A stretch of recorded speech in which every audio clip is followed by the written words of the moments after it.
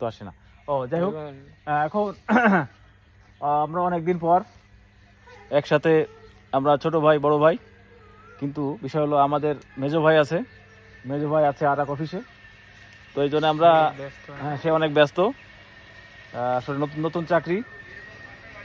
দুজনের পক্ষ থেকে আশীর্বাদ ও ভালোবাসা রইলো নাকি।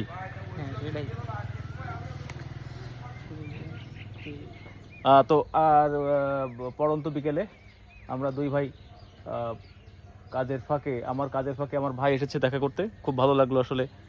এভাবে যেন সকলের প্রতি ভাই ভাই সম্পর্কটা অটুট থাকে, প্রত্যেকের প্রতি প্রত্যেকের এই যে জানা, এই যে সবাই চাকরি হয়ে যাবে, ভাইয়েরা বড় হবে, সবাই যেন প্রত্যেকে যেন প্রত্যেকের খবর নেয় শত ব্যস্ততার মাঝে।